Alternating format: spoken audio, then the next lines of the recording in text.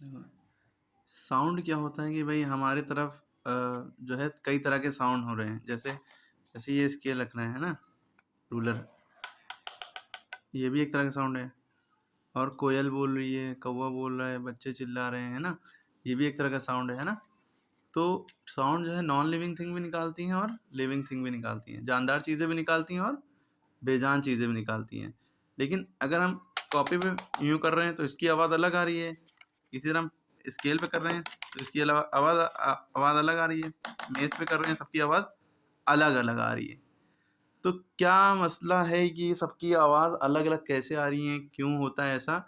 ये 3 चीज़ों पे बात डिपेंड करती है। पहली है लाउडनेस, दूसरी है पिच और तीसरी है क्वालिटी और टिम्बर।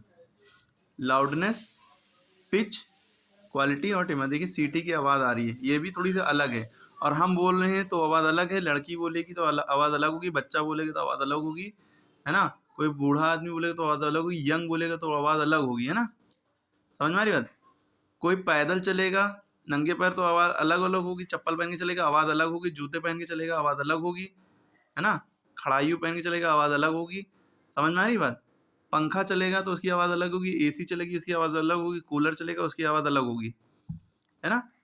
तो ये सारा कुछ साउंड है। हॉर्न बजेगा तो उसकी आवाज़ अलग होगी, बस का अलग हो गया, है ना। वो तो मैटर करता है कितनी पिच है उसकी, क्या है।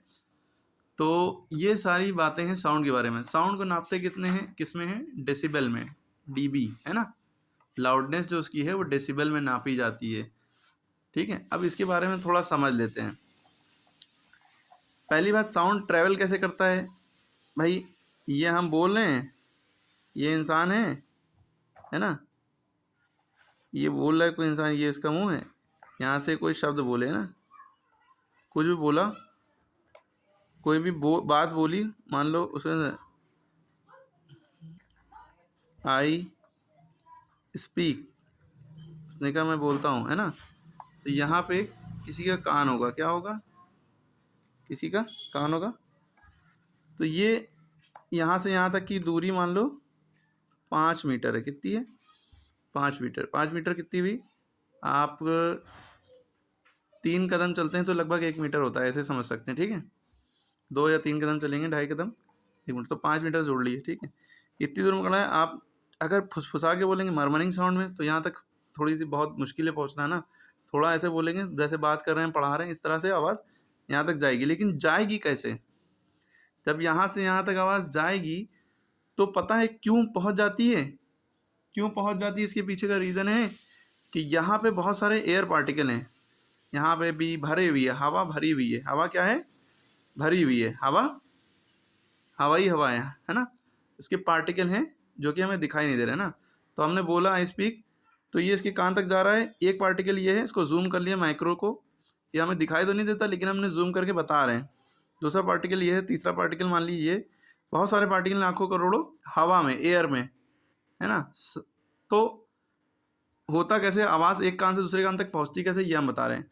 तो ये वाला पार्टिकल इस जब हमने बोला तो हवा में थोड़ा सा भपका लगा, डिस्टर्बेंस हुआ, तो क्या होगा, यहाँ पे जो पार्टिकल होगा वो यहाँ पर लेके हिट करेगा, यहाँ से यहाँ से यहाँ से, तो हवा यूँ हिट करेगी वापस चली जाएगी। ये वाला पार्टिकल फिर एक इसको हिट करेगा, फिर अपनी जगह पे वापस आ जाएगा, फिर ये वाला पार्टिकल इसको हिट करेगा, फिर अपनी जगह पे स्प्रिंग की तरह वापस आ जाएगा।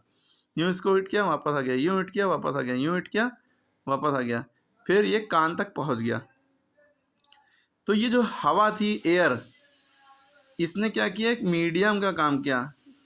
किसका काम किया, मीडियम यानी कि ज़रिया, यानी कि मीन्स, ठीक है। तो एक हवा एक ज़रिया बनी कि यहाँ से यहाँ तक के आवाज़ जा पाई, मुंह से कान तक, है ना। तो पता चला साउंड कैसे ट्रैवल करता है। साउंड ट्रैवल करता है एयर के माध्यम से, एयर की हवा के ज़रिए से, ठीक है, हवा के ज़रिए से।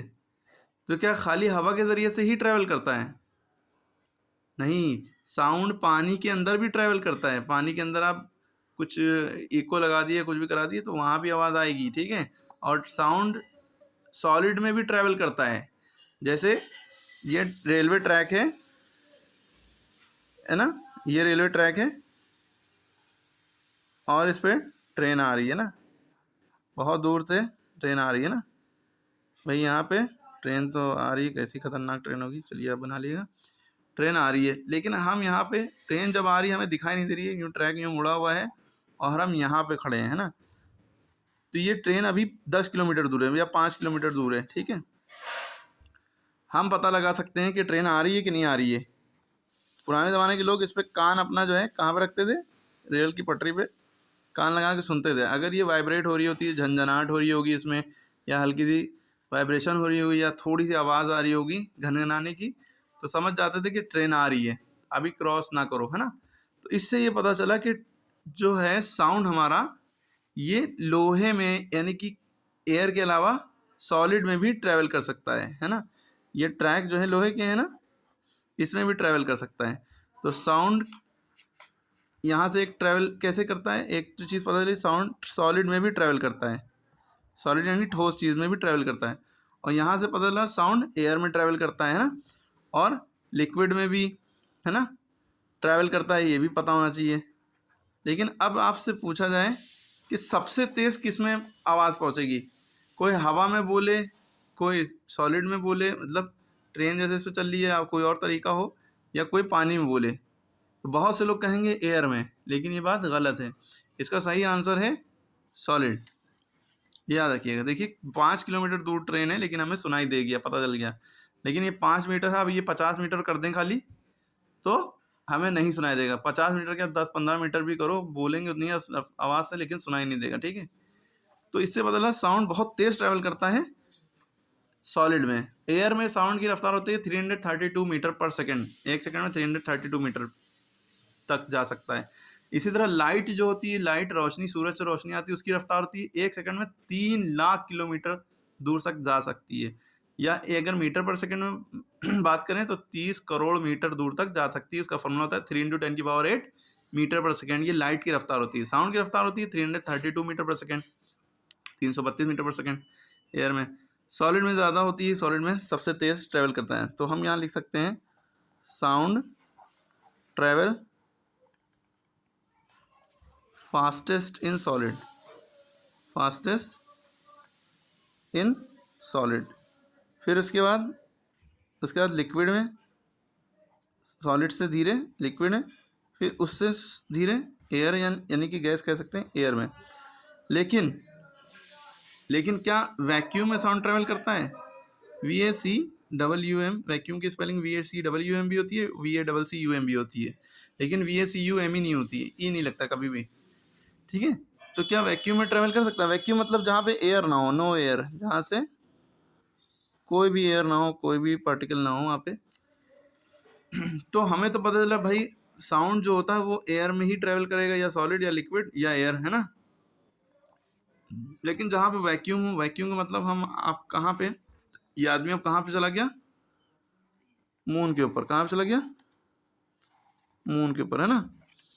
जब मून के ऊपर चला गया, अब ये इंसान यहाँ से बोल रहा है, ठीक है, आई स्पीक या कुछ भी बोल रहा है, और यहाँ पे कान है। अरे कान जो 5 मीटर दूर